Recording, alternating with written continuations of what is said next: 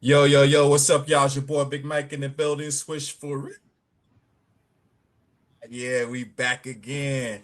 I got my two co-hosts with me. Boogie Bob took the night off. Paul, the real Sure. Talk Nation. What's up with you, man? How you living? I'm living large like always, my guy. How are you doing? I Man, see, life is I see, blessed, I see. man. We got one of the best in the business back with us, man. The wheel dog is here. Uh-oh. Oh, He Wild he. dog in the house. still What's up with you, Wild dog? How you living, man? Hey, man, I've been on sabbatical, but but I Welcome never, back, welcome back. but Getting all the chats.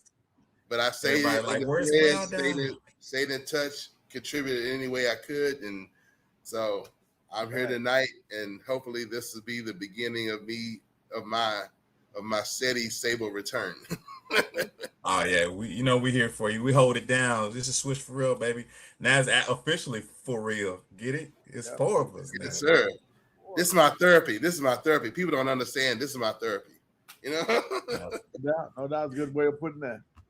nah, facts, Yeah. facts. Paul, how's things on your side of the planet, man? Let the people know what's going on with you. With me? Yes, sir. Hey, man, let me tell you, man, life is just apparently I must be doing very well right now because my days are flying by like one of these cars that's driving around at the motor speedway right now. I mean, sure, it's going quick, man.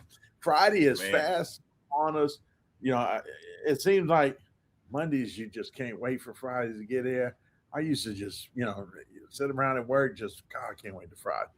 I mean, it's going by too quick here lately that I hadn't even had a chance to say that in a while. So my life must be doing pretty good right now. I can't complain right now. So we'll leave it at that. facts.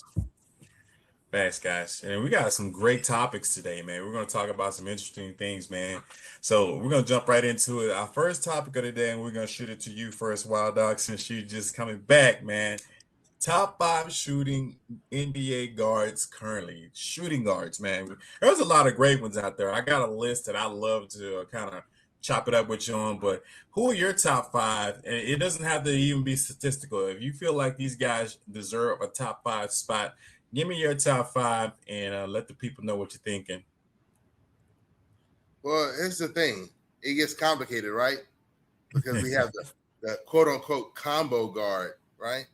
So I'm just gonna come at it and y'all come at me and let me know what you think, right? So I'm coming straight out with Shea Alexander. MVP, champion. He's a point guard, but we all know he's a shooting guard. You know what I'm saying? Mm-hmm. The man is the man is a menace with the ball in his hand. He's a bucket, right? And so of course, I'm transparent about my bias. Luka Doncic. Okay, so he's a point guard, but come on now, we know he's a combo point guard, shooting guard. So I've got Luka on my list. We watched him since the summer of 2011 after we won the championship, and we're all sitting around, drinking, smoking cigars, and I'm like, look at this kid, I'm like, look at this kid, because I follow Euro players, and we've been following Luka Doncic since the summer of 2011, when they were looking at him and he became a pro at 14 years old. That's real talk. And so, again, with my bias, North Texas. Well, I tell you, me and Boogie Bob almost had a fit. I almost went into a seizure when the Mavericks passed up Tyrese Maxey. Mm. We had a fit. We were holding on to each other to hold on to life. Mm. And of course, Tyrese Maxey out of Garland, and then his nonprofit is headquartered out of Plano, and he's doing good work. Building the needs for the youth, and Mm-hmm. wonderful things giving back to the community. So got to represent North Texas. And with that being said, we got a lot of talent coming out of North Texas. All day, every day. We the best in the nation. So last year, one of my, when you said who my favorite, Cade Cunningham, I'm going to be pitching that name no matter what he does. Cade Cunningham, it keeps improving, making turns, and we're not sure what the man is gonna do. Cade Cunningham. But don't they got him at point guard right now, though? Again, he's a bucket, is he or is he not? Because I had him on my top 5 as point guard. So We got to get Will Dog go look at last week's show, man. Yeah, I can tell you. I looked at last week's show, but you got to get last week's show, man. Is it combo guards, right? Is he a combo guard or not? That you didn't know a lot of point guards were classified as point guards. But you coming at me already, and I haven't even finished. My bad. I'm sorry. But again, I started off with the premise combo guards, right? Okay. Yeah. If they have another point guard come in, they don't have to leave the game. They just shift. They just shift over. No doubt. So that's what I'm on. So and then of course, a man I had higher expectations for. His mentality and mindset. He loves the game, but his mentality, his mindset, he needs some mentoring. And I don't know if it's too late or not, if the OGs are going to work with him or not at this point. But I got to give big ups and respects to Anthony Edwards with the Minnesota Timberwolves. Man. Okay. And that's what I'm on. That's my top 5 shooting guard, combo guard list. All right, so you got SGA, Luka, T-Maxey, Cade Cunningham, which we classify him in my list as a point guard, and Ant-Man. Not a bad list, man. So I can give you applause on that, man. I got a question for him, Mike. Yeah. He said the young man needs some tutoring or some tutoring. Ant-Man. Yeah. Ant-Man. Kind of enlighten us a little bit on what you would like to see, as a purist of the game, an OG of the game. When you say that kind of comment, what do you mean, man? Let's put it this way: whether you love King James or not, or you don't, what I'm seeing is it's a difference based on his mentality. Okay, it's one thing to lose, but people that are really stringent on your mindset, right, and that killer instinct, and going so forth with that, with your sports psychology. Right, they feel like that's why LeBron has his finals record. Okay, somewhat why he just don't have that Mamba. Hey, you said it, I didn't. You said it, I didn't.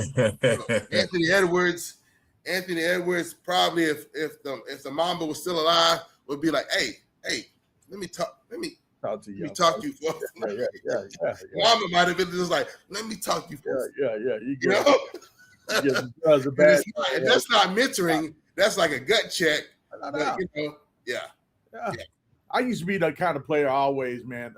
And I'm talking about player in the streets, Mike. All right, we ain't talking about the hooping right now. Okay. Boys, and we out hunting, right? And my breath stink, man. I want one of my boys to tell me that right now. You know what I'm saying? Yeah. I'm gonna take some constructive criticism. I always have. I think that's what guys today are so scared of. You know what I'm saying? Mm-hmm. That goes to support what we were talking about last week about what's wrong with guys not taking up to because they're afraid of constructive criticism. Constructive criticism is what we're talking about on that. We kind of talked about that last week as well. But let me know if my breath stink, because I don't want this girl that I think I'm in love with for the first time when I see her. I've been in love with so many. Never mind. All right. I don't want her thinking that, you know what I'm saying? I don't want her to say my breath, his breath stink. And then I got to go back to them dudes. They're going to be laughing. You seen The Wood. Y'all remember the movie The Wood? How the fellas were back then? We would high side, score, joke on somebody in a heartbeat if a girl turned you down, right? I didn't want to be turned down because my breath stank. You know what I'm saying? And if that happened, then I'm blaming it on my boys because they didn't check me on that. You know what I'm saying? So I get what you're saying right there, Will Dog. Hey, man, let me know. He should be that kind of dude too, though. He's supposed to. How it is, but you know how it is when you're a star athlete. You get depending on where you come from, you get to slide through.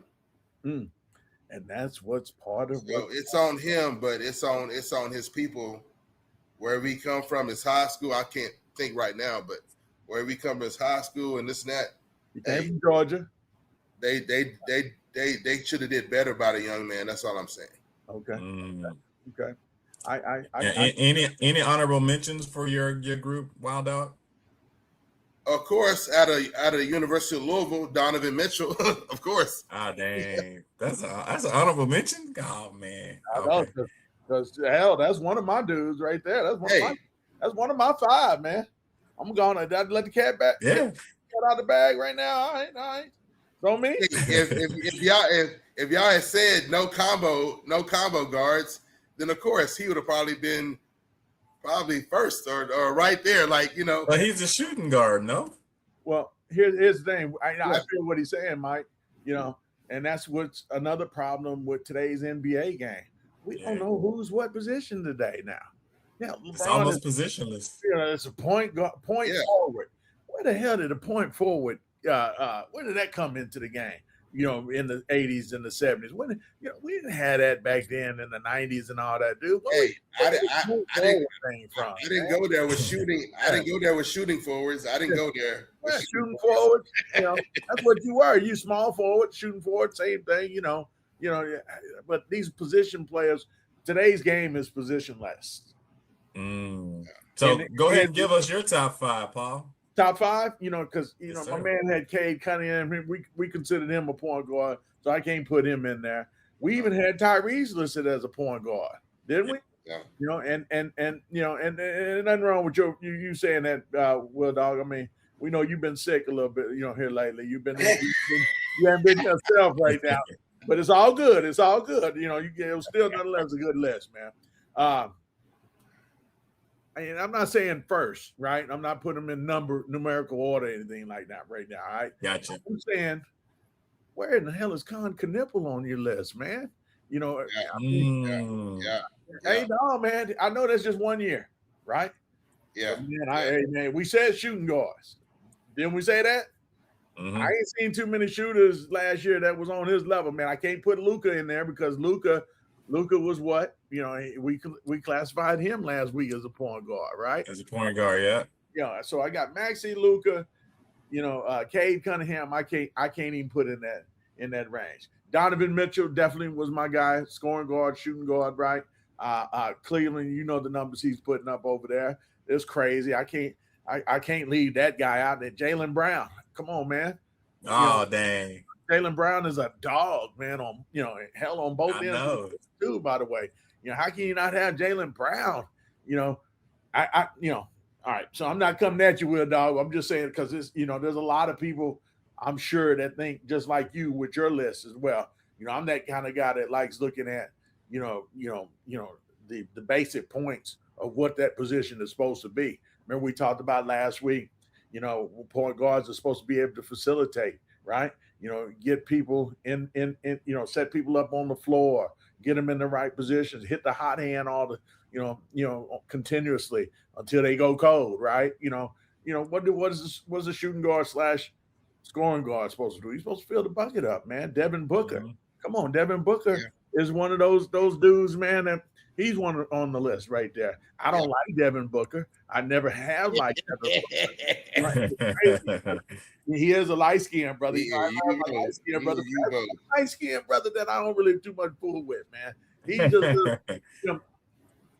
it's crazy. I say, the reason why I don't like him is crazy because he does what the position is supposed to do, right? Damn him, give me the ball, and I'm shooting the ball. I'm the one that's getting you this team buckets right here. And you got to be what they call be a little selfish, and that's exactly he ain't little, he's a lot of selfish for you. But you got to have them kind of players on your team, coach. You got to have somebody that can facilitate. You got somebody that need to be able to defend it. You got to have somebody that's going to be able to rebound. You got to be able somebody to protect the rim and so forth. They all 5 positions. You have to have something that you're good at. Devin Booker is good at shooting the ball, scoring the ball. Jaylen Brown is good at what? Shooting the ball, scoring the ball, getting to the rim, working on you, it don't matter. Those guys play that position to the definition. You understand? So you got Knippel, Conquer. Donovan Mitchell, Jalen Brown, and Devin Booker so far. All right. So my other one, Um, where is my guy? Godly. Now, this is one of the GOATs, man. I like Steph Curry, but we got him. We got him to that point. At shooting guard. But and I he said naturally is a shooting guard, but just a small. That's what I say, man. He's undersized shooting guard, man, and that's what he does, man. And he don't really set up people. You know what I'm saying? I said this last week. He don't really set up people. Like the point guard definition is supposed to. He fills the bucket up from anywhere. I just walked on the floor. Whoop, let me shoot it. Boom, here it is. You know what I'm saying? Just took one step on the floor and shot the ball damn near one game. I know I saw it. It wasn't in my dream. I know I saw this game. He was almost from half court, several times. And I thought I made a mistake. My glass was messing up on me. I don't know. But when I put him back on, they were showing the replay. And I swear to God, he was 1 foot on the floor. I don't know if he came on the floor too late when he checked in or something, but that ball was on him so fast. And I'm telling you, dude hit the shot. And that's when he started. This was a long time ago, man, because that's when he started hitting a series of half-court shots or that, where that little 3/4 line is, on the court, right, by the sideline. He was hitting that like it was nothing. Right. So to me, Steph Curry to me is a shooting guard, man. I know on the Olympic team he's gonna play the point guard, but on my team, we getting the ball to Steph Curry. He is by far the best to me shooting guard, probably one of the best, I would say ever. But when you're talking about shooting the ball, I'm going with Steph. So what is that, number 4?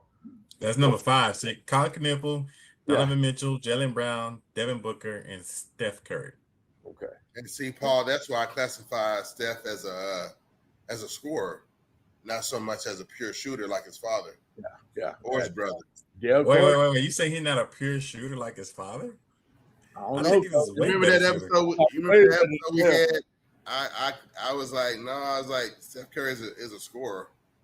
He got all different kind of ways to put the ball in the basket. He'll find all different kind of ways to put the ball in the basket. I was looking at Google, and I Googled top 5, top 10 actually shooting guards, and it didn't give me a top 10. It gave me a whole list of shooting guards, and I looked at this list, and it goes back to what Will Dogg was saying earlier about how everybody's a shooting guard, everybody's a point guard, everybody's a forward and not a center. What about my boy? What's his name? Jamal. What's my boy name? I can't even think of his Jamal name. Murray in Denver. Yeah. That dude gets buckets. But to me, he's a point guard. Because he plays a better point guard than he does shooting guard. That's what I was like. I was looking at this list and I was like, he's a massive facilitator. So the point guard part kind of overrides anything else he does. Yeah. And I said last week, SGA I thought was a more shooting guard. Shooting guard than point guard, He was a point guard. But of course, the best in the game right now, I think, and definitely on his way on up, is definitely Ant-Man. I'm an Ant-Man fan. I watch his little YouTube stuff and then videos. I think the kid has it. You know what I'm saying? And it just he's got to turn another level up, trying to win more. He's got to develop. And you couldn't have said it any perfectly anymore, Will Dogg, when you said, he's got to get the Mamba mentality, like quick in a hurry, because man, you just had some good players on your team that were some bigs that could just go rebound the ball. You still got Rudy Gobert. He's rebounding the ball. I mean, now they done lost. They just lost Julius Randle. And now you're going Nas Reed too. Yeah, Nas Reed. That was my dude, man. I told you that was one of the main dogs. I like dogs, man. I like dudes that do the dirty work and ain't got no problem with it, man. You know what I'm saying? Tell me what I got to do, coach. I'm going to do it. that was Nas, and they don't have that now. You go get some flashy, BBB, dude, LaMelo Ball. gonna take the ball away from Ant, and gonna try to take away Ant shine. Come on, man. We're gonna have another conversation about that right now because to me that spells disaster. So, but yeah. All right, guys. So I'll give you my top 5, and repeating what you just said: Con Knipple, Donovan Mitchell, Jaylen Brown, Devin Booker, honorable mention, Steph Curry, and honorable mention Ant-Man. Is that right? Mm-hmm. Gotcha. I might just go in this way. Ant-Man, I like you said, I like him, man. He's really good. He almost, like you said, Wild Dog. He definitely got to get more hungry, be a dog on defense, and just be that potential GOAT, if you will. If you want to be that one, you got to study Kobe, study Jordan, and just go after it. Study Scottie Pippen in some instances, because you and Scottie pretty much the same build. So that'll be a good, as far as defense goes. Yeah, just study Scottie. You know what I mean? Because Scottie will play your ass off, man. Excuse my language, but he could play some defense. And him and Jordan together. Just imagine if you had Ant-Man playing defense and you got LaMelo playing defense like them too. It'll be crazy. Not happening. I know that'll never happen. But just imagine that. You know what I mean? But you got 2 offensive players for that. My second one, Jalen Williams, the starter for Oklahoma. He's a nice little shooting guard. He plays a lot of good defense. He rebounds the ball. He knows his role, and he's not a bad shot maker. He knows where to get the ball. But he's a good player. He's that combo guard, like you said, Wild Dog. I like the way he plays, man. I'm not a fan of Oklahoma, never have been, but that guy, man, I would welcome him on the Mavs, man. I'll take him over just about anybody besides the, Cooper and Kyrie. But we can definitely use somebody like Jalen Williams, man. Yeah. My other guy, Jaylen Brown, Okay. like same thing. You guys, I think he's on everybody's list for Wild Dog. Jaylen Brown is a dog, man. I love it. What changed me to think he was really, really blessed as far as defense and offense is how he played against us in the finals, man. He was on both sides of the floor. You couldn't stop him on offense. Who does? Huh? Yeah. Yeah. Yeah, and he shut down our best player for the most part. I mean, like, he was on Luka like white on rice, and everybody else just played their position because the Jaylen Brown said, "Give me Luka." You know what I mean? And that's what he did. He went out there and played like he wanted to win their championship more than anybody. And I see it, man. I think he has a great future in Philly. I wish him the best of luck, and I think I would pick him over the other guy. Hey. Yeah, he's way better in my opinion. As growing up a Sixers fan, me and Boogie Bob, it's like, hey. Yeah.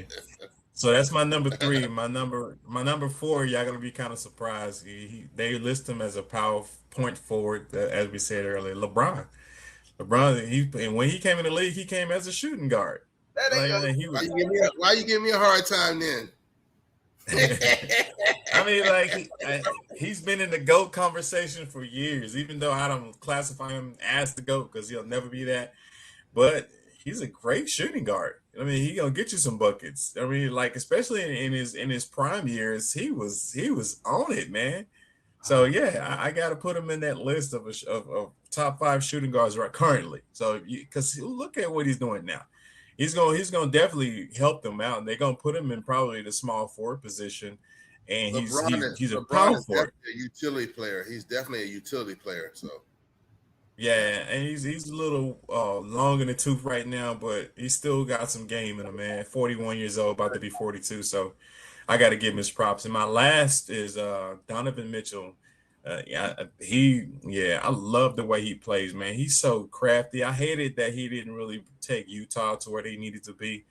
But Cleveland, he's looking good. You know what I mean? I mean, what can you say? You got great players around you. You got only person that I think Harden needs to play the point guard position at this point, because he's not bad facilitator. So Donovan needs to get most of the buckets. I think that's what happened last year. He got most of the buckets, and he played the shooting guard position to a T. He did really, really well. And I think what he's doing now with them is going to probably elevate them a little bit more. They probably got to get another piece here or there, but they're not a bad team. And he playing the shooting guard position like he's supposed to. He's been doing that. So only thing I would say, he's not bad on defense, but he could be better on defense. You know what I mean? He's not bad, but he's not like top 10 defense. He's around about top 20 in defense. So if he can work his way up to the top 10 spot, defense wise, oh yeah, then you have another Jaylen Brown in the making.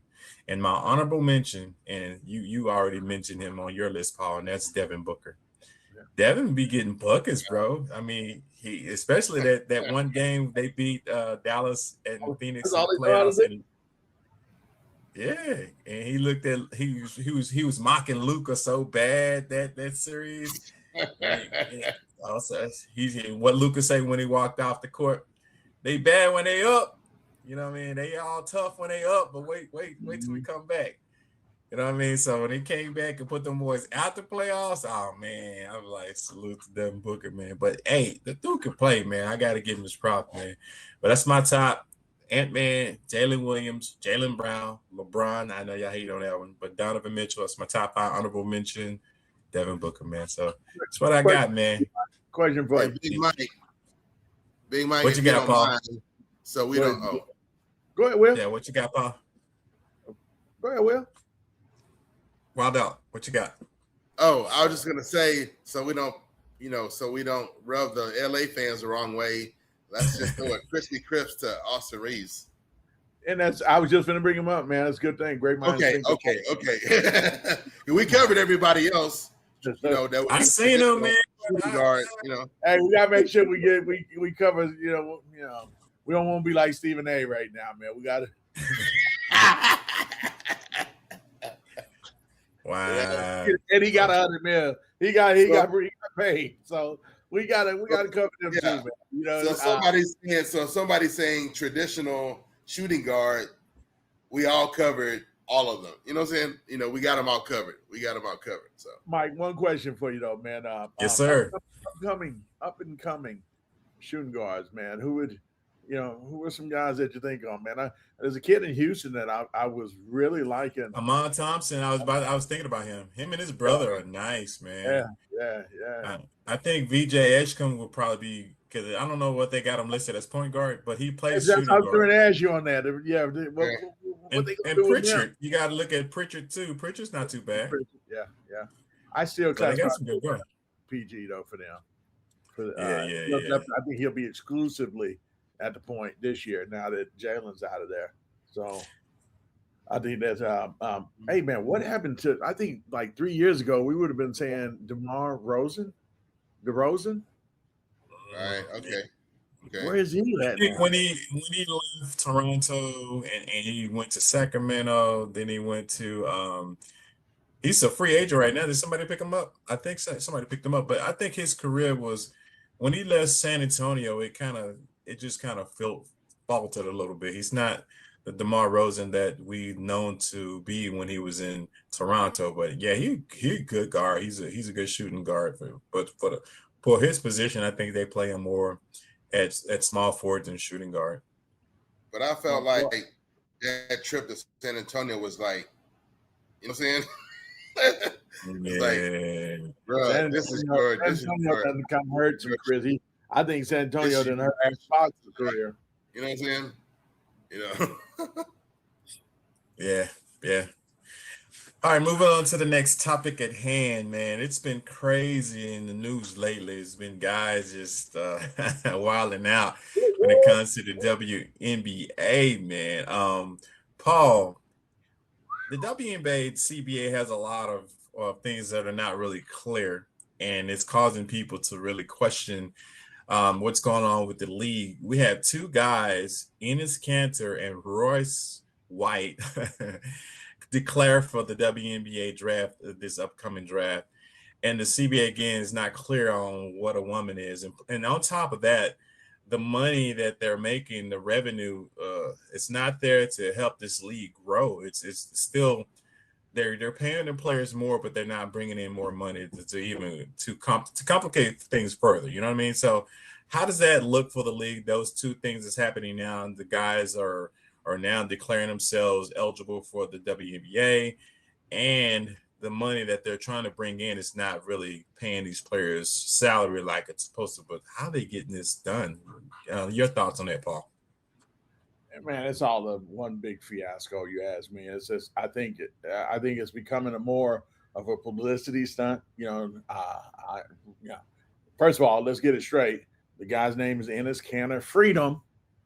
That's right. I don't know what that's about, but you got to make sure we put the freedom on there. And to hear a guy wanting to play on the women's league is mind blowing. He's always classified himself as a man, and I don't understand. I'm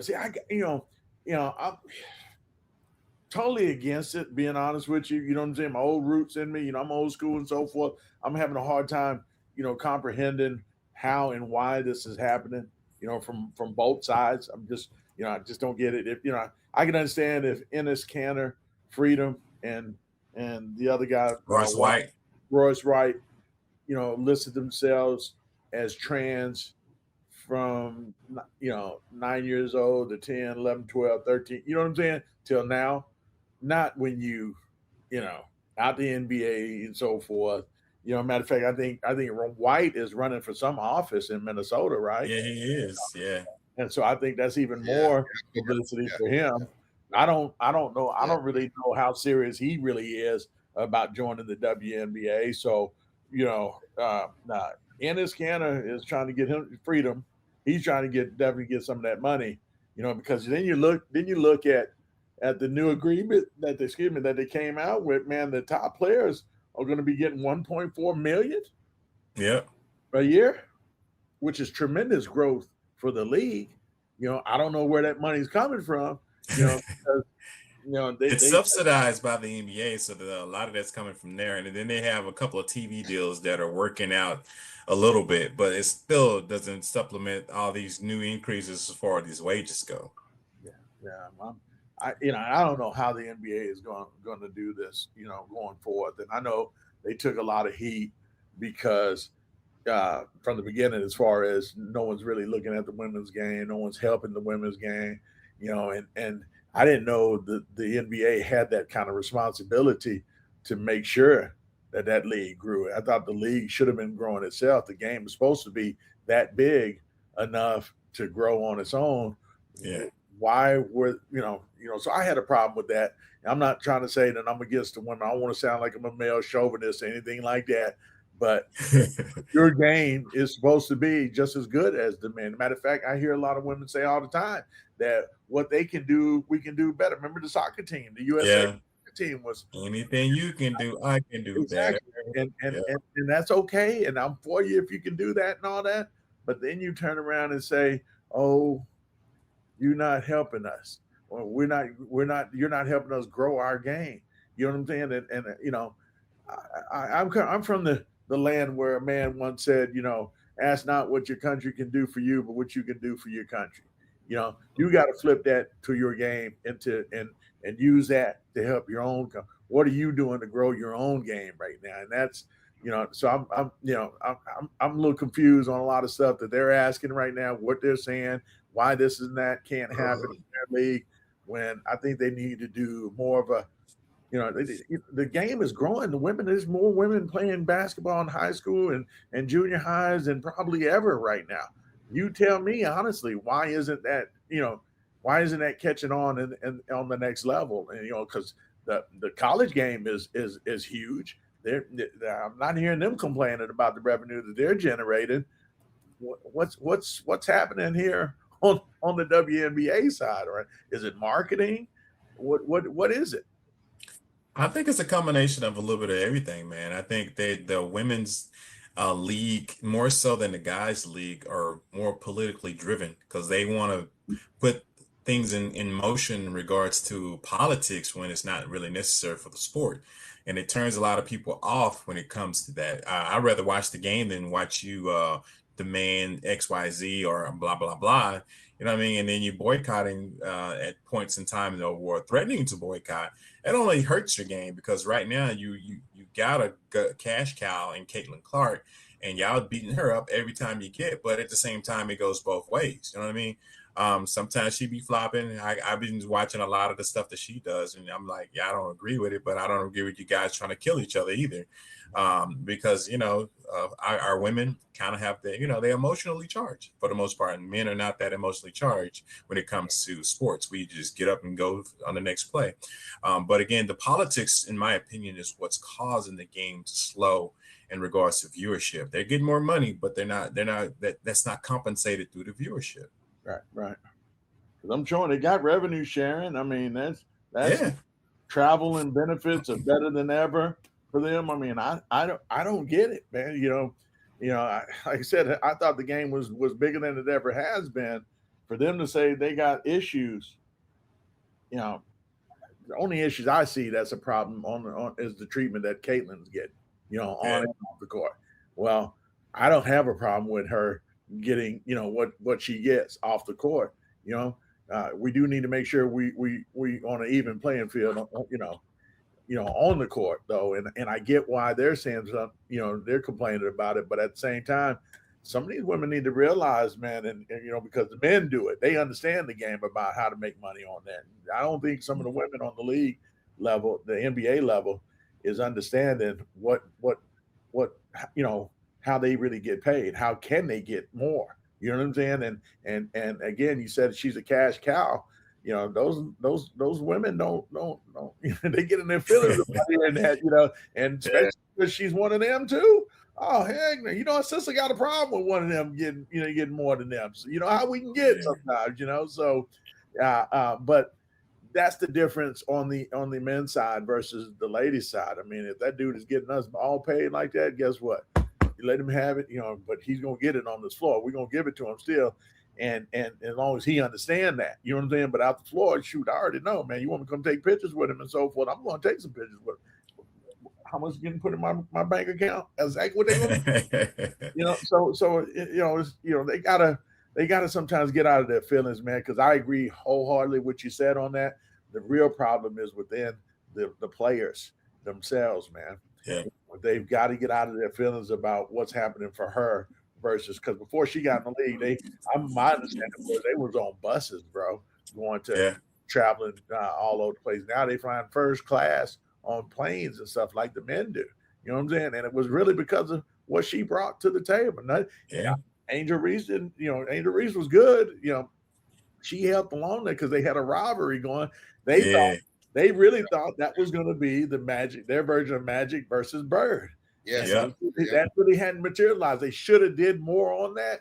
But the problem was, y'all, the problem really was with that right now is the wrong time for the country to be having that. You know what I'm saying? And, because we're already split, as it is right now, and so I think that's why that little piece is not working right now because, we got too much stuff that's going on to be hearing something about white versus black. You know what I'm saying? It's the country's hurting right now, so they can't really capitalize off of that market now because that's what it's really become about.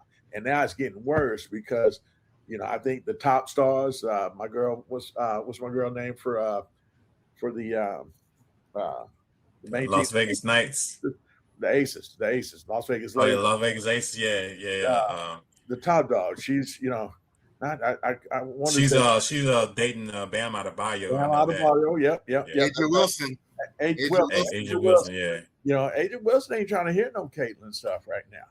And because hey, I'm dating Bam, I'm providing news off the court as well, and it's attitudes like that, man, is why that's why they're having a hard time growing their game right now. They've got to sit down and have a meeting and sit down and discuss why this needs to be done like this and why this needs to be done. I think they need to do a better job of kind of explaining how it helps other people benefit from this, And I don't think their higher ups, what's her name, Kathy Engelhart or whatever, what's her name? Something like that, yeah.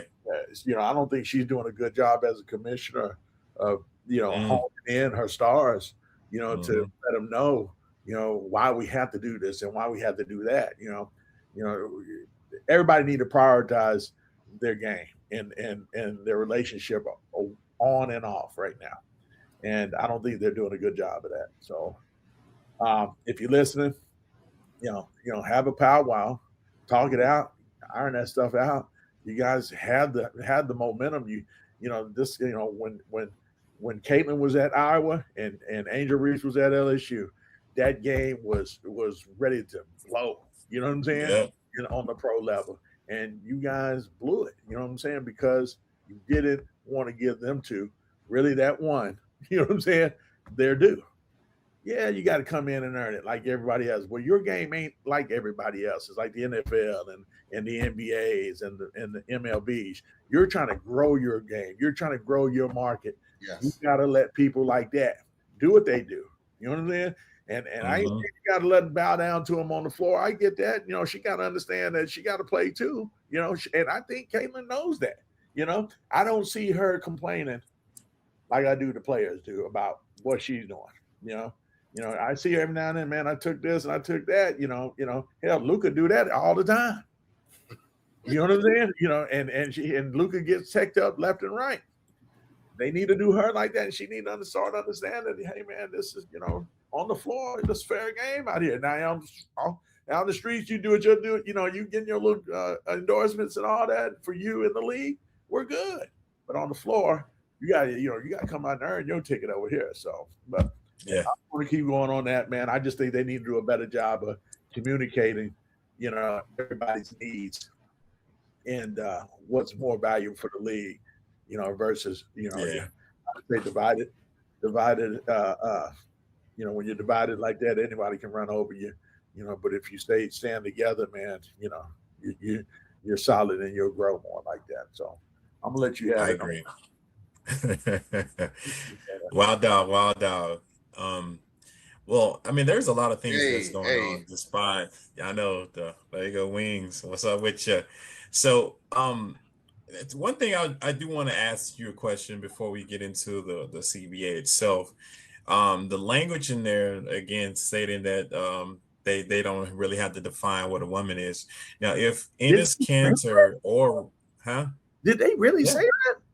Well, they never defined it. They never really defined what a woman is in the CBA. So that's why these guys registered.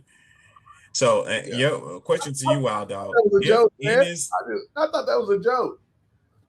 That's never real. defined it. Yeah. God. So let me ask you this question, Wild Dog. If they do get drafted or denied drafted into the NBA in WNBA, but if they do get in, what would it look like as far as Enes Kanter playing center for Dallas Wings? Would Dallas Wings make it to the championship? Oh, so it's like they're permitted to have access to the draft, and then hypothetically they actually get drafted by a team, and it's the Dallas Wings. Oh man, that would change everything. Like, our favorite player is a lady from China. Forgive me for not having a name on the tip of my tongue, but she's our favorite player. So it would almost be kind of like a catch-22, right? This is the lady we love, and we love seeing her on the court, even if it's garbage time. But you bring this individual in, and then we got our enforcer and our solid center, and we're winning. But what I was going to point to is culturally, what do the WNBA fans look like? Culturally, what is the WNBA culturally? And that's what you got to be careful with. So it'd be kind of a catch-22. So Paul was saying the country split, you might mess around and split the WNBA. Feel me? Well, feel me? With you. Well, I know that what started it all was Sophia, right? When she had an issue, when she got smacked across the face, fouled so hard, and then the girl came out and made the statement saying that they would welcome the transgender person that's in Turkey right now that's killing it. and they say, yeah, we'll love to have that person on our squad. You know what I mean? So that was kind of sparked the conversation. And Sophia was like, nah, man, we don't need that in our game. We need nothing but women. And I kind of agree. I think it should just stay. Just if you're born a woman, just play it. Because if you start saturating your league with men, with transgenders, these guys have testosterone. It's not going Right. away. That's natural. So you playing against people that's probably 5 or 6 times your weight and strength. So why would you want to do that? But the problem is, Big Mike, is that you have liberals that want to swing all the way the other way because of all the lack of opportunities, the condemnation, everything that transgenders have gone through over decades and decades and generations. They want to. It's like human nature to fix something. We want to swing it all the way the other way, and then it'll work itself out. It's a rare instance. It's a rare occasion, but we know as men, the nature of who we are, and we don't need women. We really don't need women telling us, and that's where you get the things like, "Please stay in your lane." Mm-hmm. Right? I don't want to offend you, Wow. but you're going someplace that you really should not because you're clueless. But that's the best way. Sometimes we could just basically kind of in a friendly way say, stay in your lane, listen to the men this time because you have, you really don't have any idea, Yeah, you don't want to open up that cookie jar, basically. And that's why my happens, thing is like you got men who start puberty as early as 10. But on average, 12 is like the peak going into puberty. If you have not began your transition around that time frame, Facts. it's cheating. Facts. I'm just gonna go straight to the heart of it. It's cheating. It's not restricting you. It's not, condemning you in any kind of way or limiting your opportunities. That's cheating. Your transition. but you still have the DNA factors that it's cheating.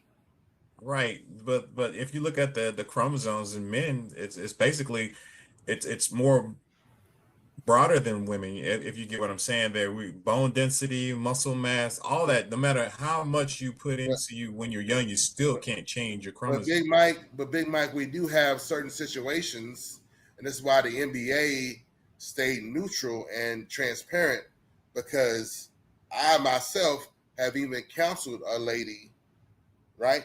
In every way, she was a woman, but instead of ovaries, I'm not trying to get graphic here, she had testicles.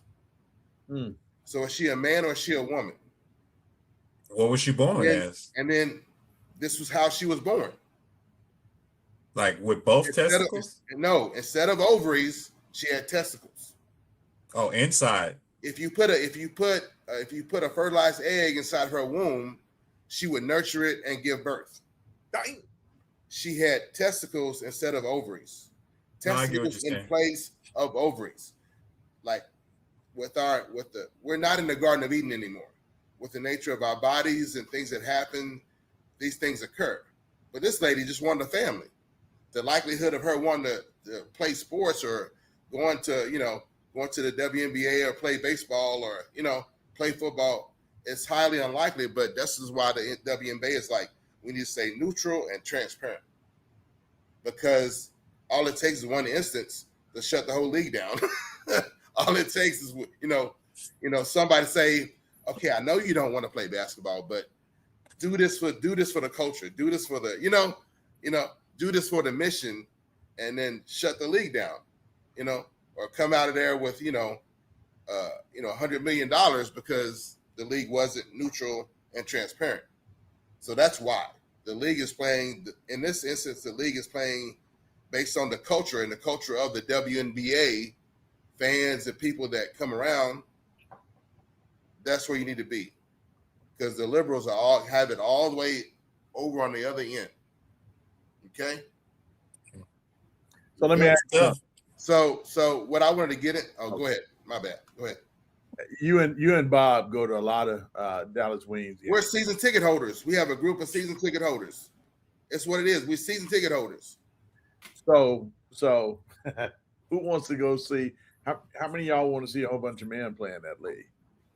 Oh, we would be out, and it wouldn't even necessarily be us.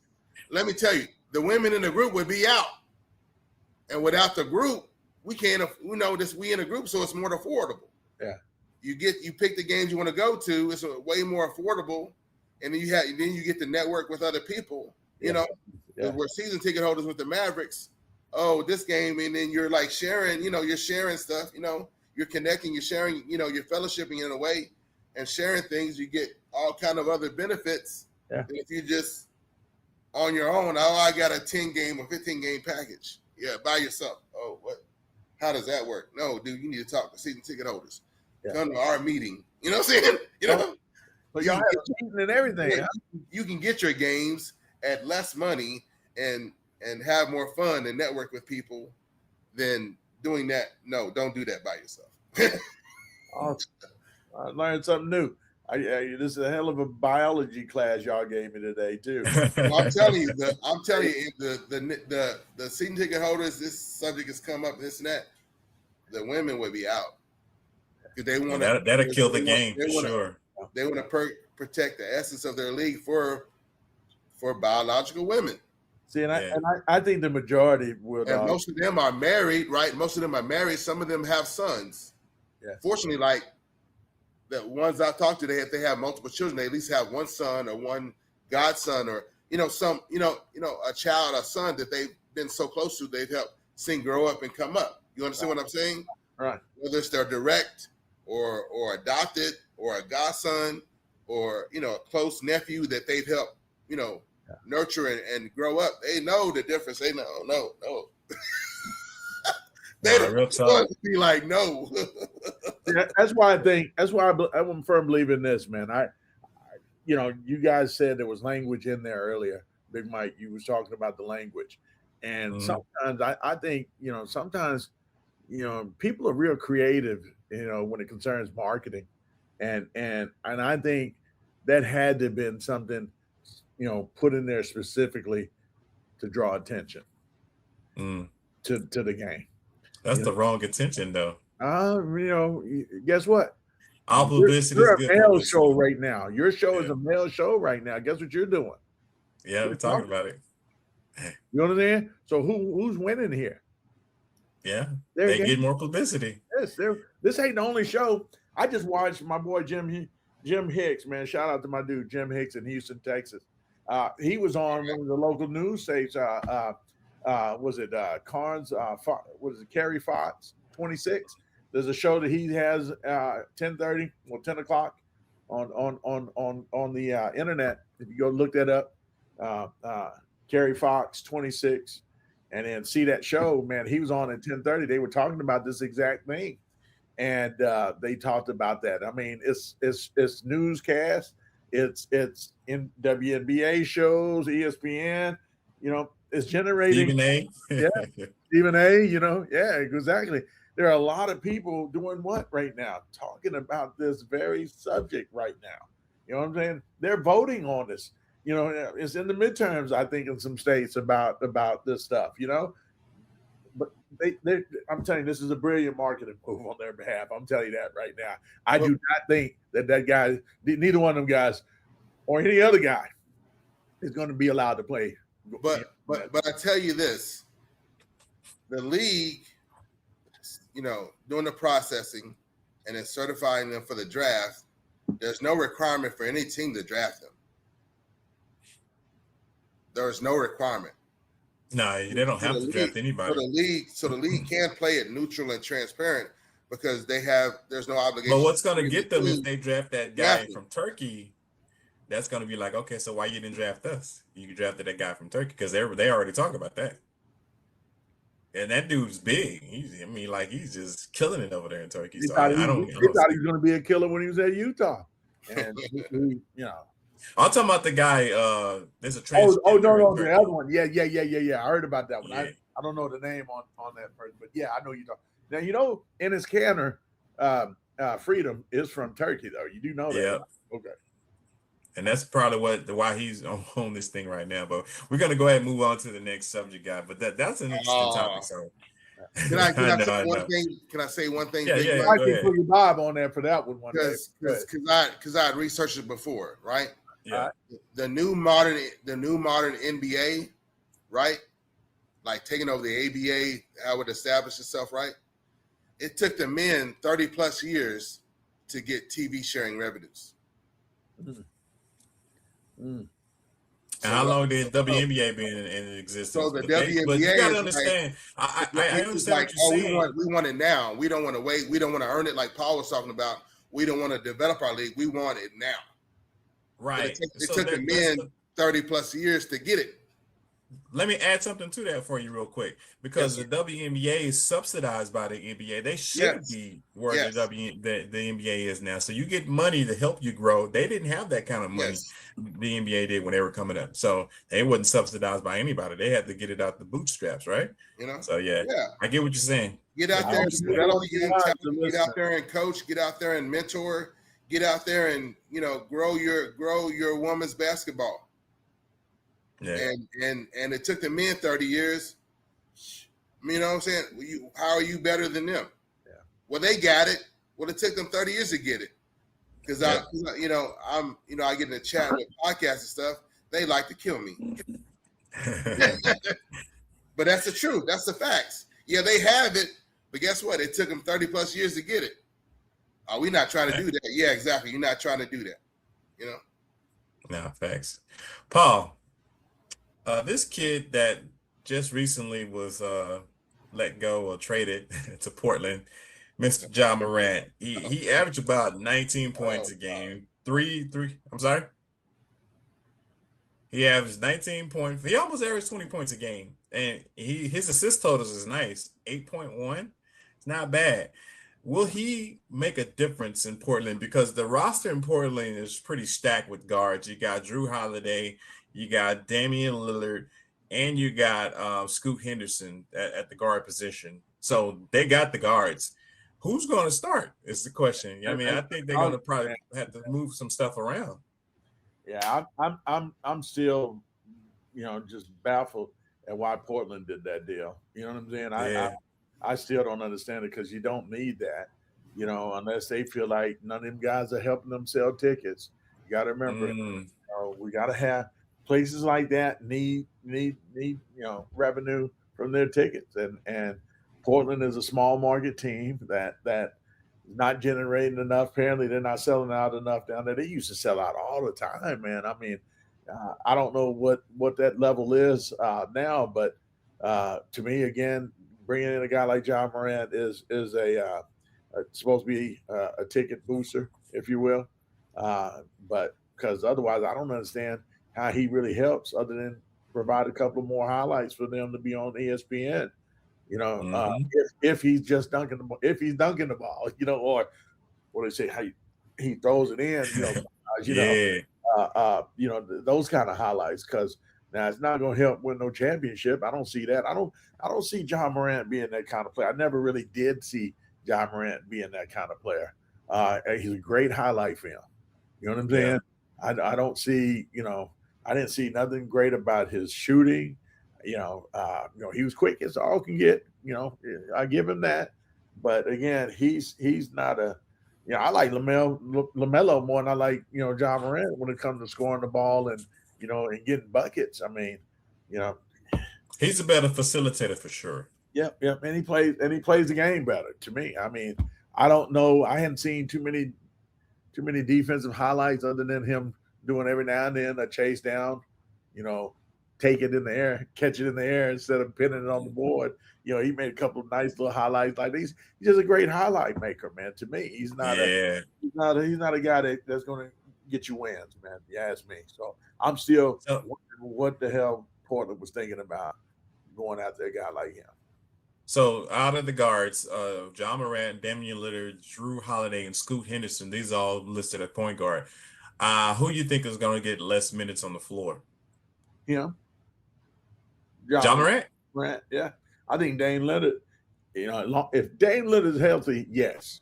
And if he's not going to be healthy, I just think, Dame Leonard, I think, got the true lesson of be careful what you ask for. We've been talking about that all night. Be careful what you ask for. He left his situation there and he went somewhere else. And there's that old saying again, because we old school, right? The pasture ain't always as green on the other side of the fence as it is over here. And I think he learned that, and that's why he went back home. And Portland's supposed to be such a beautiful city and all that. They love their basketball. They love Dame, and I'm sure they were glad to have Dame back. And I think after the experience he just went through to go to Milwaukee. Yeah, man. Bad weather is gonna be bad weather there. I think from here on out, as long as he's in the league, I probably think he's going to play like he's hurt. Every time his team got to go to Milwaukee, I wouldn't want to. We're gonna note that. We're gonna note that for sure. But Scoop is a starter. I think Drew Holiday is definitely a starter. And then you might go 3 guards with Dame. But that's Dame's house, man. So I don't know how he doesn't start either. So that's going to be interesting, man. I think actually Drew is going to end up coming. Ugh. I don't know, man. That's a hell of a question right there, Mike. Who's going to start between the 4 of them? I don't see Ja being a starter though. Nah, I'd put Scoot right beside Damian Lillard, man, and have Drew and Ja come off the bench. You know what I mean? Because Scoot, he actually upgraded himself since the prior years, man. His rookie year was horrible, but now he's really playing like he really wants to play. I saw last year. Yes, I like what I saw last year. That's what I said. That's why I'm not saying he going to the bench. You notice I didn't say that. Yeah. That dude elevated his game to a high level. I agree with you on that, Mike. You said more than a mouthful on that one. Ja, I'm not telling you, man. I can't see Ja being a starter over there. No. Can't see it. He's got to go through some huge transformation from last season to this season. And I don't know. I can't see him being a starter. My last question for you on Portland, and if can Ja take them to the playoffs? Will they? Because they made it barely last year as a play-in. How far can they go this year? I think they're a playoff team. They've got some good pieces. They good staff over there. I mean, I think they're a playoff team. You got to remember, the Lakers were a playoff team, right? They're done, right? They need to go play baseball. I don't see how. I mean, because they don't really have a lot besides they got a lot of good guards and they got Denny Abdi, but that's all they really got. And Yang Hansen, the center. Yeah, but all those players there, they do what you need them to do. You know what I'm saying? Those guards going and those guards going to do filling the bucket up. Them guys need to go get them rebounds and loose balls on. They got guys that do that. So my pinky don't do a whole lot when I shoot the ball. You know what I'm saying? These two, and the tips. You know what I'm saying? You got to have bits and pieces to help you carry out an act. And to be a team like them, you know what I'm saying? You gotta have people doing different things. Remember we talked about that earlier. You gotta have somebody that can score. You gotta have somebody that can pass it. You gotta have somebody that can slash to the basket. You gotta have somebody that can rebound it. You gotta have somebody that defend it. You know what I'm saying? If you got the kind of people that can do that, you know what I'm saying? That can help you win, especially when today's NBA game is only 3 players strong, right? On each team, you got to have the main thing is 3 players. There it is, right there. If you got everybody else that can do all that, right, as well as have. But those 3 strong players are mainly guards, so that's tough. I don't see because Damian Lillard doesn't play that much defense. Ja Morant don't play defense at all. Then that leaves you with Drew Holiday and Denny Ivey don't play much defense. So you really defensively a net on that team. Scoot Henderson can give you a little bit of defense because he wants to play defense, but him and Drew Holiday would probably be your best defensive players, and those are guards. Remember, I always said they at just different times when people show up to play defense. Yeah. In today's NBA game. So, again, you say that right now, that might have been a night where they thought they weren't going to do something. You know what I'm saying? You just never know with today's NBA, man. Really. I told you, I don't really watch it till around, it's like a month before the playoffs. I don't get into it before then. I'm watching college basketball. I want to me, I want to see something meaningful if I'm not at a high school game. And I'm not wasting no time on the NBA right now until like a month before the playoffs. I'm gonna keep it real and tell you that. Yeah. That's when everybody step up and start trying to do something, actually. Well, Dogg, your thoughts on Ja Morant heading to Portland? Can he make them a playoff contender? What is his role? Because we listed out the other point guards on the squad. Does he get that nod to start the as point guard, or Damian Lillard's got that lockdown, him and Scoot Henderson? Give me your thoughts. Can they make the playoffs? What he's going to do with this team? Can he make them better, improved Portland Trailblazers? Right. With regard to like whether he's going to start, and even if he doesn't start, what kind of impact? My thoughts just went straight to player leadership. Mm-mm. You got staff, you got coaches, and playoff teams, championship teams. In my life and what I've read and what I've seen, you can't do without player leadership, right? You got Damian Lillard and Holiday already there. Mm-hmm.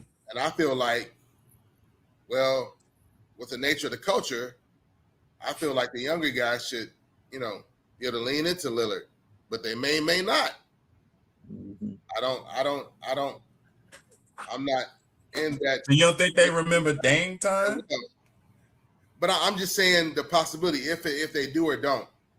I'm saying it could be opportunity. It could be opportunity, right, for Ja to step up as a leader. Because at this time in his experience in the league, that's going to be the difference for him. That's what's going to Let me ask you this question before you continue. Him down and improve his game. If it's like, I gotta be 100, I gotta show up and then get my guys with me. Get the guys with me. If he's just like, I'm doing my game, I got my numbers, what'd you do? Kind of thing. That's not gonna get it. Go ahead, Mike. So I was gonna ask you, do you think his off the court fanatics or what he's been doing off the court had a big reasoning for them shipping him off to Portland? Yes. You screw the pooch, you can't undo it. So it's nothing like a change. A change makes a difference. Difference makes a change. Go ahead and send them off West Coast, away from us, and keep it trucking. Yeah. What does his career looks like in 5 years? You think he's a changed man, or he just kind of falling by the wayside? If he's still a me, he's gonna fall by the wayside. Well, that guard position, he can't be me because he's got to get some minutes on the court because it's gonna be tough because that's a loaded position right now. Because then I'm like, okay, leadership, and I'm like, okay, who will he be leading? It's not Lillard and Holiday; these are seasoned vets, right? And then okay, he's still young, so where are we going here? So I'm like, okay, there's a couple of guys I had my eye on. So and I'm like, so it's like. So for the people listening, it's like you got young rising standouts like Denny Avdiji, if I'm messing up the name, forgive me. And then core pieces like Sumani Kamara and Donovan Klingon. And then a guy I really like is a shooting guard. We cover shooting guards today, is Shadon Sharp. So these Shadon Sharp, yeah, he's nice. Yeah. Yes, exactly. That's somebody I'm really going to know after the summer and everything. I'm going to be paying more attention to him. I like him, and so it's like he has to realize, I got to have my game on, but these are the guys I have to help develop. Yeah, we got development coaches, but these are the guys I have to start exercising my leadership skills with. If I don't have any leadership skills, I need to start figuring out a way to connect with these guys in a way to help them. And that's going to be the difference because Leonard doesn't have that long, bro. And Holiday, you get up at a certain age, anything can happen, right? But you have your, initially he has his mentors. Lillard on the offensive side and Holiday on the defensive mindset. he's set up to succeed. Literally, he's set up to succeed, and then help these young guys with him succeed as well and come up strong, right? Because they're coming up strong and they're ready to make their turn, right? And if you're me, or off, not engaged with us, that's not gonna work. But he's set up to succeed as a two-way player. If he wants to be a two-way player, he should be he's set up to succeed. He's got it right here. He's got it all set up for him. Lillard and Holiday, before they go off in the sunset, and you have these young, very young rising stars coming up. And that's what I'm on it. It's on him. There's no excuses. Absolutely no excuses. This trade, he's set up to succeed. Point blank. No excuses. Well, will he succeed is the question, because it's going to be tough for, again, like I said earlier, he's in a position where there's more guards than there is anything else, because that's going to be tough to come out of that pack with all those other guards, man. And Drew Holiday, in my opinion, is more a functional guard than John Morant right now, even though Drew is a older player, but he's a veteran and he understands the game a little bit more than John Morant. You asked the question, will he succeed? I think that's really based on how long Lillard and Holiday can hold on. Yeah. If they retire sooner than expected, and and Ja doesn't have them as examples as leadership, then it could be a premature situation where he doesn't have what he needs. But right now, he has what he needs to succeed. Lillard could be like 10 minutes, come out, and you know what I'm saying? And you know what to do. I have one last question for you. What would be their playoff position? Because I think my take is they might be another play-in if they even make it that far. Okay, yeah, right on the tip of my tongue, I was like the bubble. I agree with that. Right now, it's the best I can do is the bubble. I thought that was considered the playoffs in the NBA, man. I don't know what the hell the NBA. Well, then, the bubble playoffs. We're just saying which part of the playoffs. Are you going to be first seed? Are you going to be number one seed? Or are you going to be in the bubble? So, So we can say, playoffs. Yeah. All right. Well, cool, man. I appreciate that. Now we're going to move on to our last topic of the day. Recently, there's been some sad news that a lot of us Dallas Mavericks fans had to hear. And I believe it was yesterday that we heard it. Don Nelson, former Mavs coach, passed away.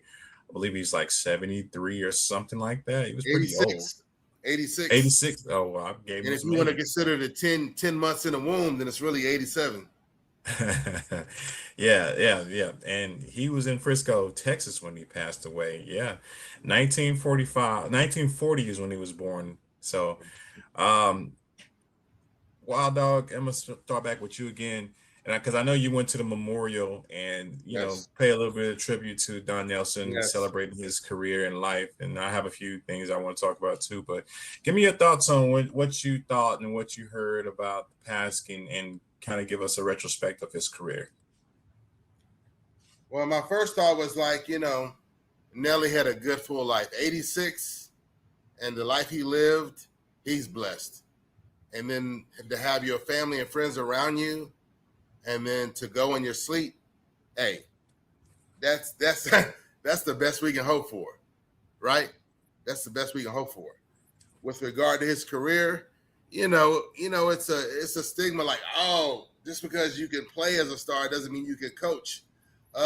Don, look, Nelly's sitting right there. People forgot he played, right? Mm-hmm. Because he wasn't necessarily. He was a premier six man, right? And not like a premier starter and the face of the Celtics necessarily. People forget, this dude, he won 5 championships, played with 4 different coaches with the Celtics, right? Yeah. And he was an LA Laker as well. People never thought of him as a that he played. You know what I mean? It's like, no, Nelly played 5 chips with the Celtics, played well, if you want to consider him six man, there was times depending on whatever, he would start. So he got his starts. And but to make that transition, loving the game, getting with the Bucks and going and with the Bucks, let me not skip over that. 3 times to the Eastern Conference Finals.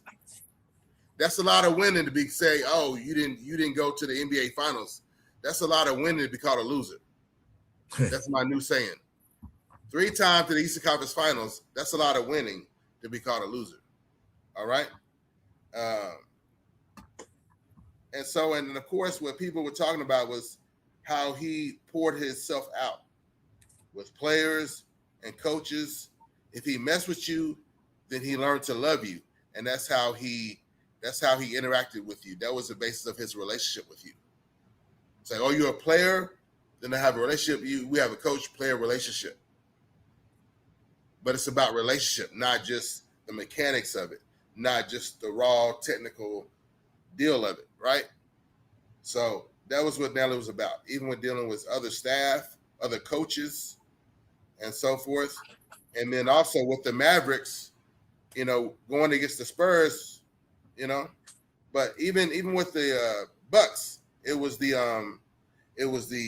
lost twice to the Celtics. Come on now. Mm-hmm. And he lost to the Sixers. Come on now. So he didn't just, get bumped out by chumps. So, and then with the Mavericks, the one conference, Western Conference Finals appearance was against the Spurs in Game 6. How do you even make it to Game 6 when Dirk goes out with his knee in Game 3? Mm-hmm. Okay, and this is an important story about Nelly. Nelly was like, screw the doctors. Screw Mark Cuban.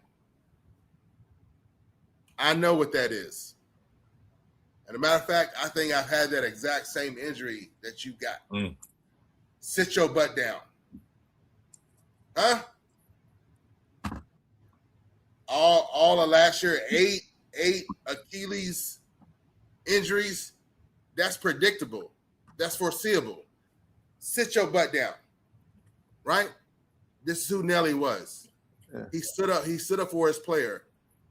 And in Dirk, in his Hall of Fame, he's retired, Hall of Famer. He can speak his mind. He still got relationships to maintain, but he don't have to worry about real backlash, right? Dirk said, Nelly saved his career. Dirk said, if it wasn't for Nelly, they wouldn't have made it to the finals in 2006 when they were coached by Avery. Okay. Mm. Hey, right from Dirk Nowitzki's mouth.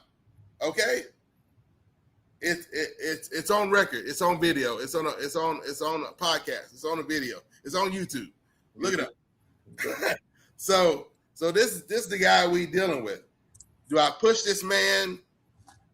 Take a shot, take the needle, wrap it up. Maybe you give me the Game 6 and we can stretch it to Game 7 and we can do something. But at least we made the finals. But Dirk is all, messed up and his career risked his heart. But Nelly knew I'm risking this man's career.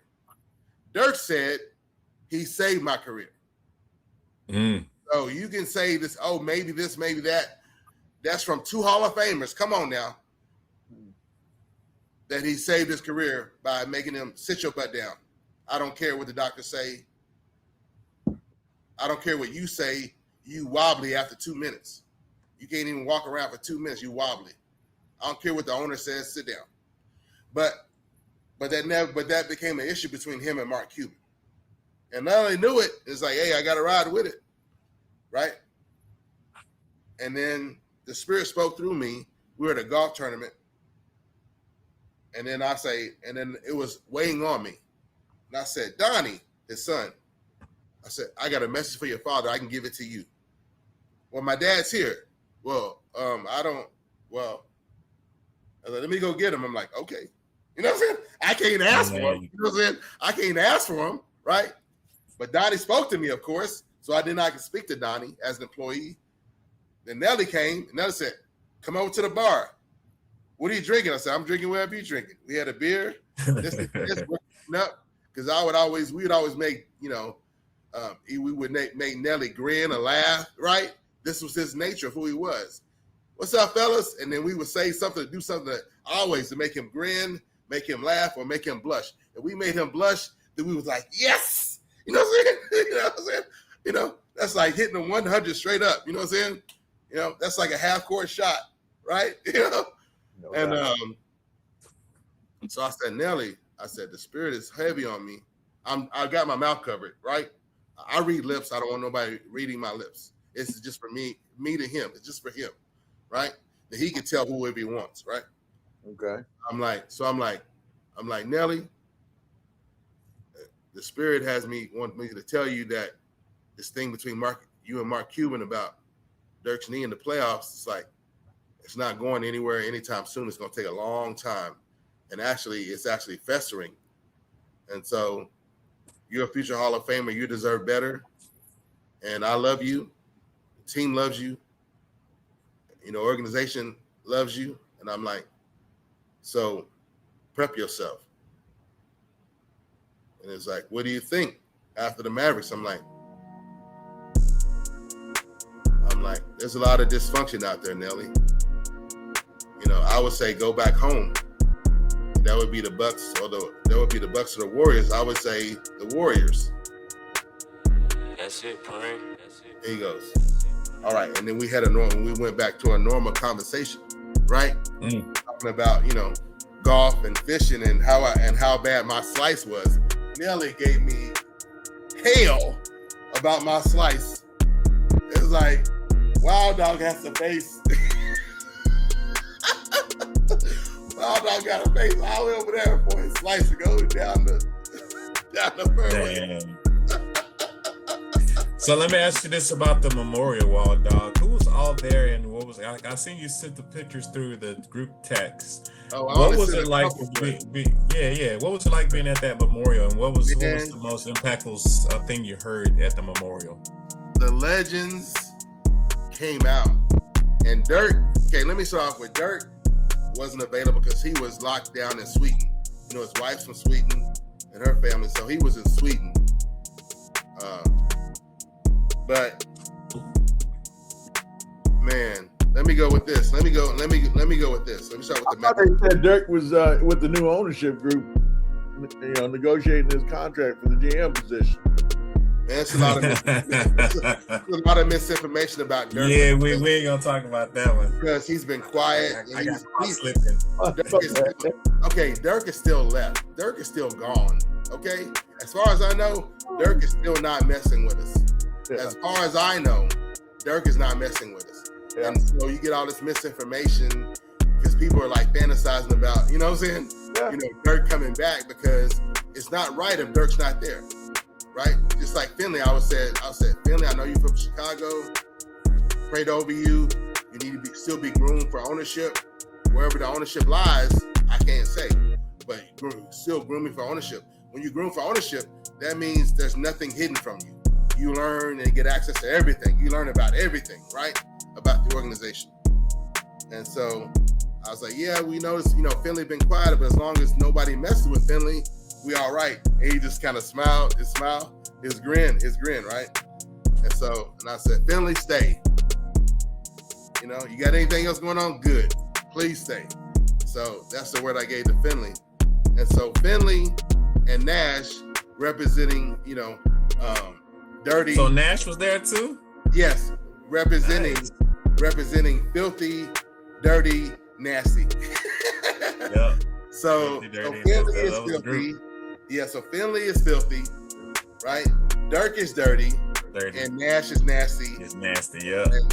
And that was our full throttle crew running Nelly's, unconventional, mad scientist type of. Yeah, that offense was crazy, right? Man.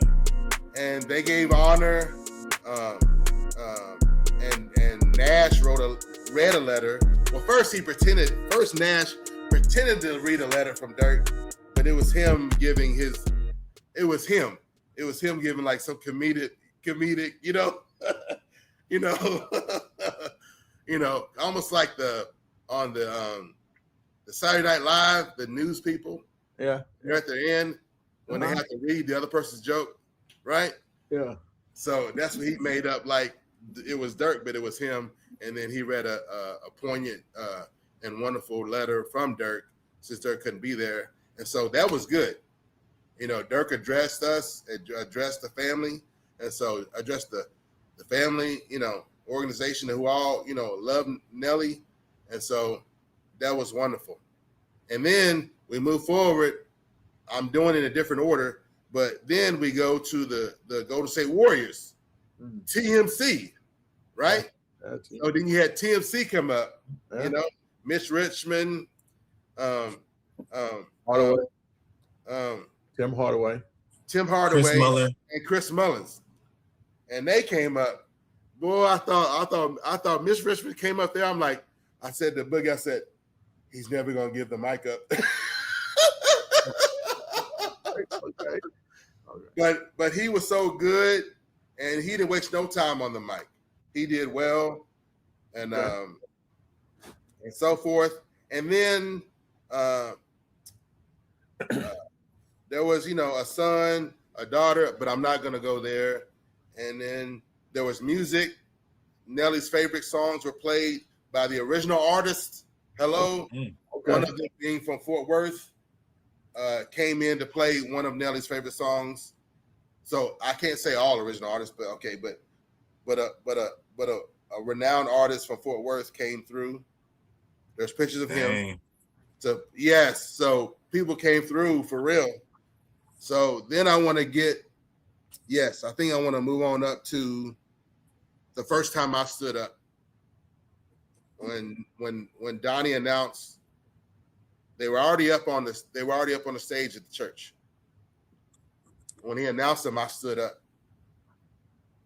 I didn't just sit in my seat. I stood up and I clapped as they were coming up.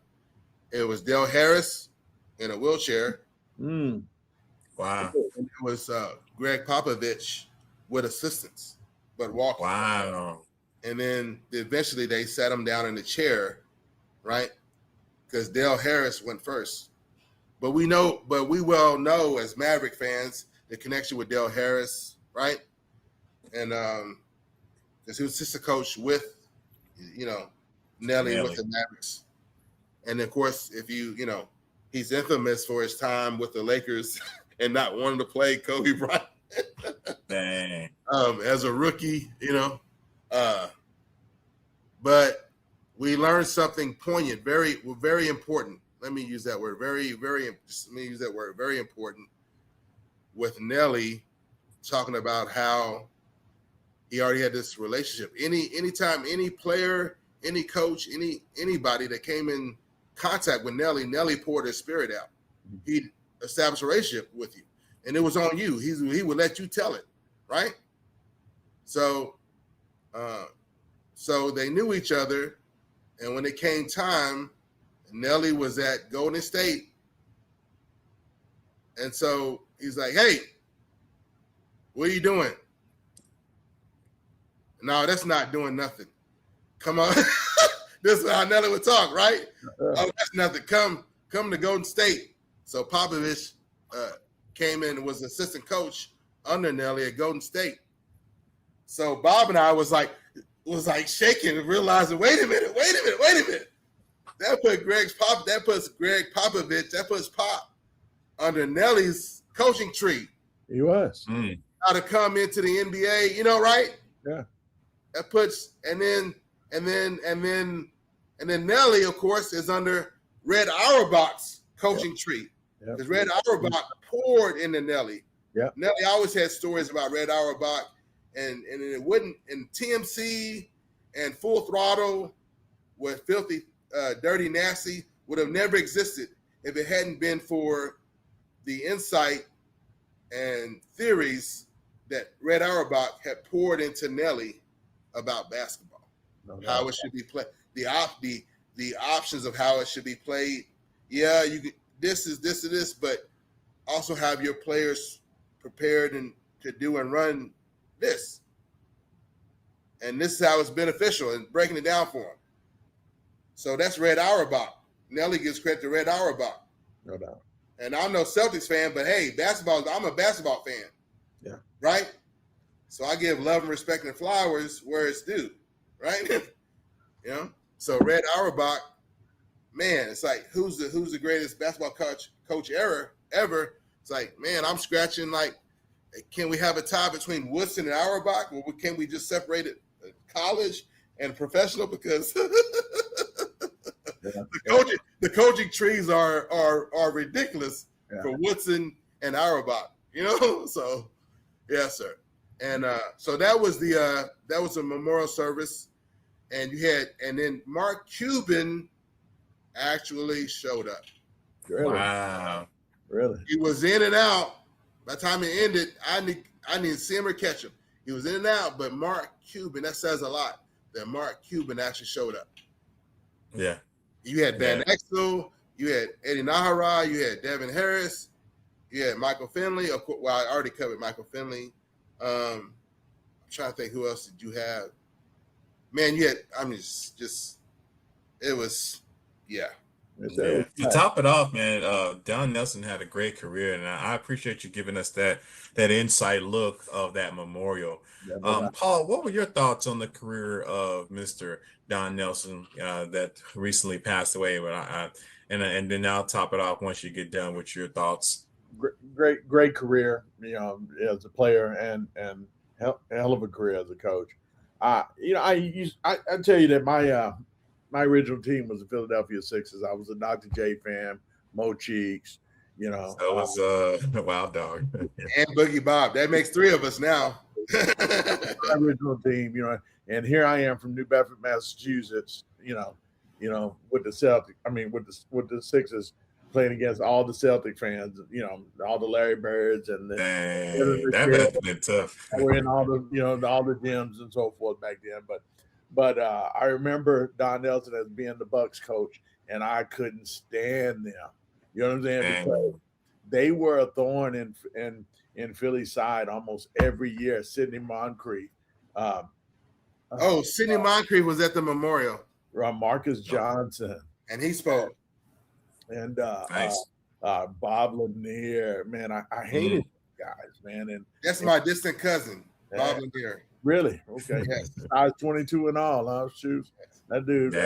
Yeah. So you know. But you know, you look back and you respect.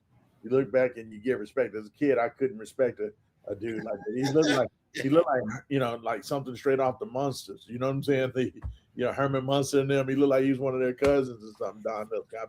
Forgive me, you know, for saying that right now. You know, this is what I was feeling as a kid. You know, I can't rock with no team like the Bucks, man. You know, again, we're talking about Milwaukee again, you know. Yeah.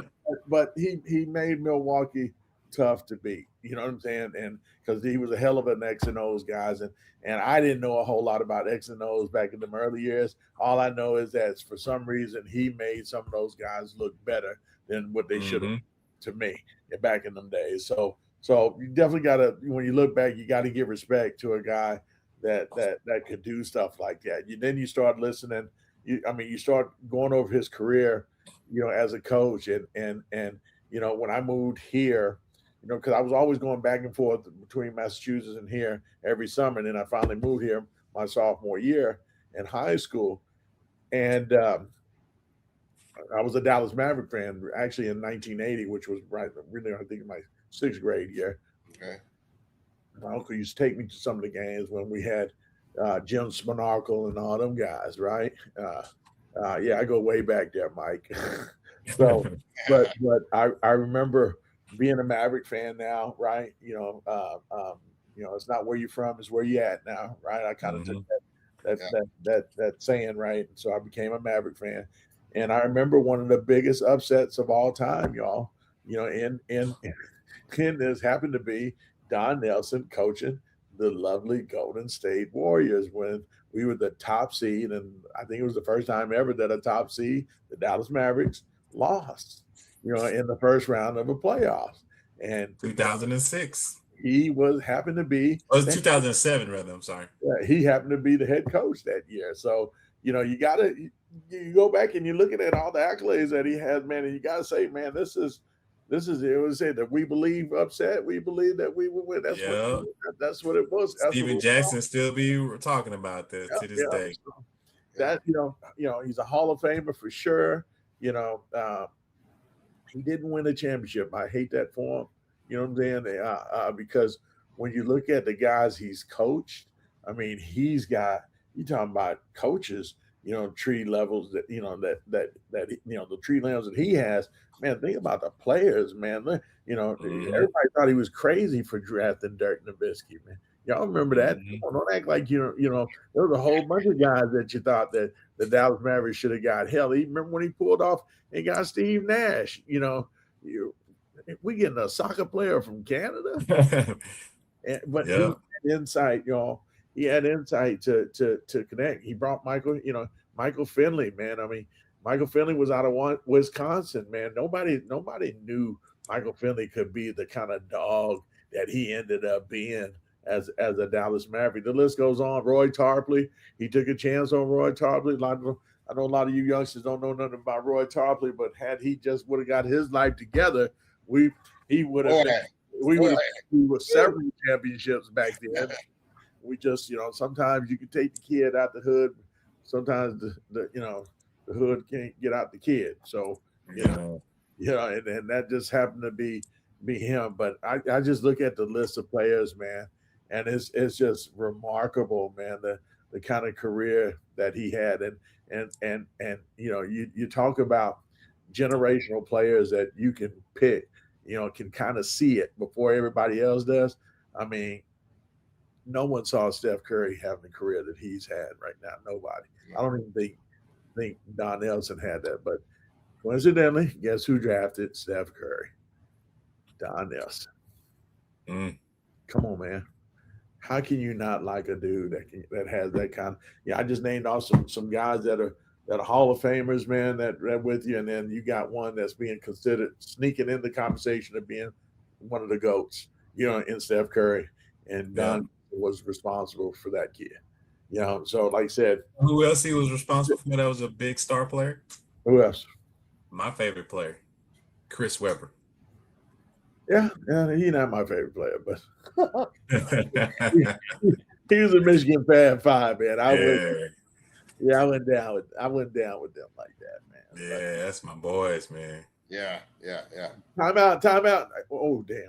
Oh, yeah. That was against Duke, wasn't it? We ain't got no more timeouts. I didn't call timeout. Who called timeout? Hey, but somebody on the bench gave him the signal.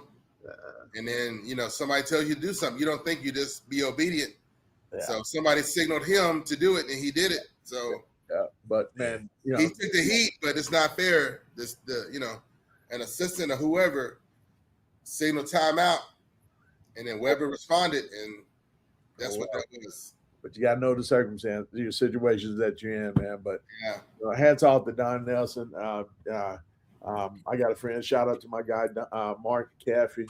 A friend of Lil Donnie Jr., Don Nelson, and I know they're all still hurting and grieving over that. Man. So definitely want to send prayers and condolences. A little late, but still to the family of Don Nelson.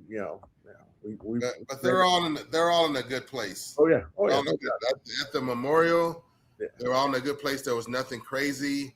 But speaking of public, and then you get emotional talking about your father and your grandfather. That's to be expected, No doubt. And but then afterwards, what we call the repass, or there was like the after party, was at the Chamberlain's Cigar Lounge. Okay. We were having a good time. We're all having a good time. Emmitt Smith was there. Finley came. Spud Webb. And then by the time I got there, I don't know who else may have swung through. But as far as big names, that's who I remember. And a lot of, Maverick staff, people who had moved on, people I've known for like 30 years. No, that was like a reunion up there, man. Yes. So it was good. And Donnie's oldest son, who I hardly recognized because he was like, I'm like, wait a minute, So Paul, do you have any other thoughts on Don Nelson? No, man, and the memories were great, man. And you know, he was a winner. He was a class act. You know, you definitely, if you want to be a coach, he was definitely one that you should, you know, take some piece of.